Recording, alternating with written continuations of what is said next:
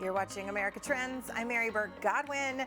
And some trending news that's happening is that the WGA strike is officially over. They have come to some reconciliation. And we have a friend of the show, friend of mine, Tina Randolph Contogenis, president of Eris Talent Agency, here to talk to us about it. Welcome back to the show, Tina. Hi, Mary. How are you? Good to see you. You know, before we dive in, I forgot to ask you last time. I think I saw on Facebook that you went to the Duran Duran concert here in town, and I need to hear how that was. Amazing, amazing. I didn't get to sit on John Taylor's side though, so. Oh, darn it. Maybe next time. They're still one of my all-time faves, so I had to ask how that was. They're still going. Simon Le Bon still sounds like he did Amazing. 30, 40 years ago. A long time ago. Let's dive into the WGA strike. It's officially over. Is that accurate? It is officially over, yeah. Okay, so tell me, how did it fare for the writers? Are they happy with how it turned out?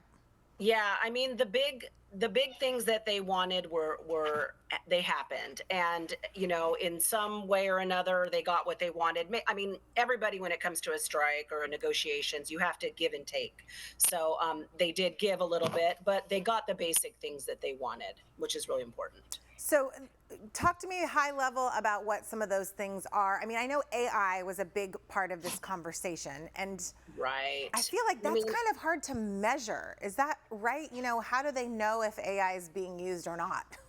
Well, you know, it's about the whole process that goes behind putting a script together. And to be able to use AI, AI has to be trained, right? And so the studios wanted to basically pump in all the scripts that have already been written so that the computers know how to do it in the future. Mm-hmm. And so that's not going to be happening. They did allow the studios to still experiment with AI, but they are not going to be using AI to create some of the topics that they were originally going to do, or to replace some of the mini rooms that were happening. So that's not happening now. They are going to be using writers. They got the minimum guarantees for shows that they wanted to do. Because you know now, like these Netflix shows, they're short. The seasons are really short. Right.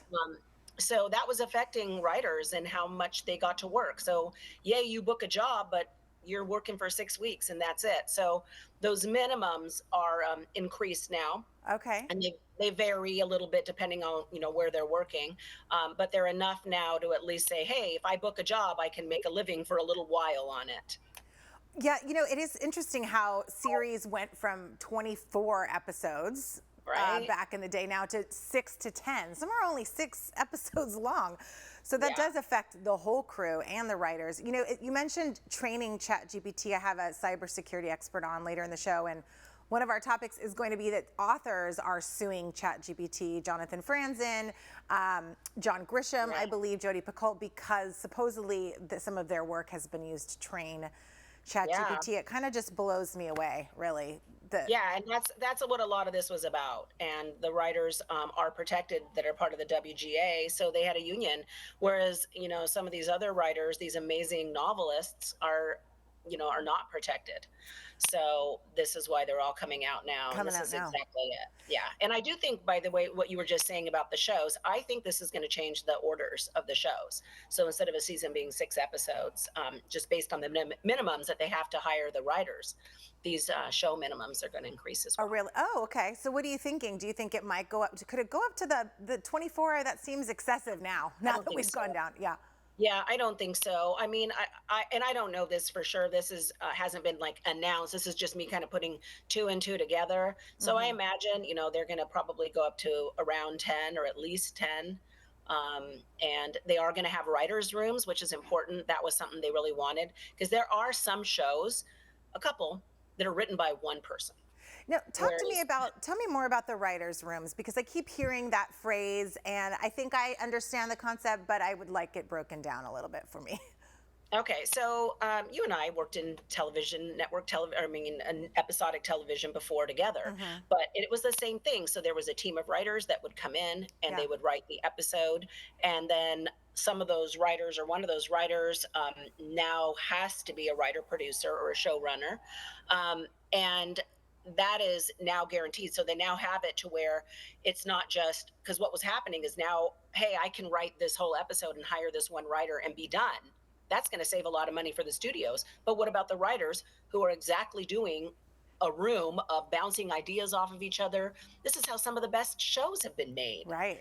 So that was a very big point for the writers. They wanted those rooms to be maintained because that's going to maintain the culture of how television is written. Yeah, because it's hard to work in a silo and by yourself, and you need those other people to bounce ideas off of. And then also all of those writers want to get credit. Is that part of it too, that everyone, Well, the head writers are going to get credit, and they also have the ability to be writer producers. So that's been upped. So based on how many writers there are in a room, the certain percentage will have to be writer producers. So if it's a small room, they'll have to have at least one writer producer, showrunner. But normally it'll be like 2 or even 3, so that, they're doing simultaneous episodes. So this week they're writing, next week's episode, and then they're going to go film it while the next team is writing the next episode. Week. Right. And they just keep doing that. Because while it's being filmed, they're also making changes on the fly, right? Absolutely. Absolutely. An actor gets sick, an actor gets COVID. Do we write them out? Do we this? Anything like that can happen. Right. I want to ask you quickly about the Drew Barrymore situation, because I just have seen her name enter all over headlines and tied to this. And I believe it was that she thought she was going to come back and bring her show back before the end of the strike.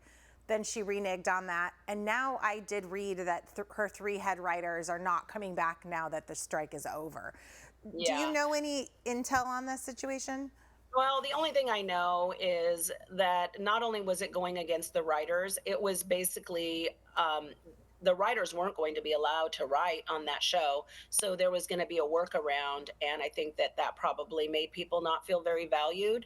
And then not only that, you were then going to be having actors coming on, which was not in solidarity with the SAG strike. Right. So I think it just kind of upset everybody. And, people this is cancel culture. We know how that is, right? Yeah, it's a little much. But as I'm thinking, I gotta think that she was doing it maybe to help her other crew that was being affected. I mean, I don't know the reasons why she would go against it, but in my mind, I want to believe that she did it for a good reason, because I want to believe the best.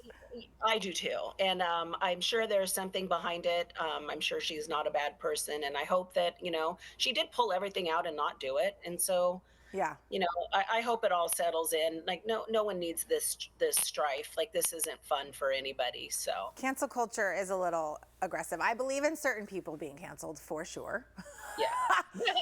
There's the Harvey Weinsteins of the world. We could have some grace for sure. I mean, that's just my opinion, but I do know that the solidarity piece to this, whether it be for the actors or the writers, and the writers are still in solidarity with SAG. That needs to happen. That's power in numbers. Right. I mean, we see that it worked with the writers. Now, I want to, before I let you go, talk quickly about how it is going with SAG and the SAG and AFTRA strike, because I was reading, I think this morning, that there's talks going on as of this week, and what did I read? Full day of bargaining happening tomorrow. How is that looking, do you think? It's looking really good because the groundwork has been laid by the WGA. So a lot of the AI things are going to just be pretty easily transferred over. SAG is asking for more money, a lot more money. They're asking for an 11% increase, and the writers just had a 5%. And of course, the residuals piece, that can, the formula, this is just me, just from what I'm hearing, the formula that they're using for the writers can be applied for the actors as well, which is based on, like, the first time a show is released, how popular is it? And the more popular it is initially when it comes out, that's how they're going to decide these residuals. And I mean, how do you compare? I don't even know how Nielsen ratings are on one hand, and then you have streaming numbers on another hand. That seems kind of in the weeds of how in the heck do they figure out how popular it is, right? Yeah, I mean, it's just clicks, viewership, and Hmm. that was a question: was, hey, how are you going to show the writers or the actors how popular the show is? What is your data, and how are we going to see that?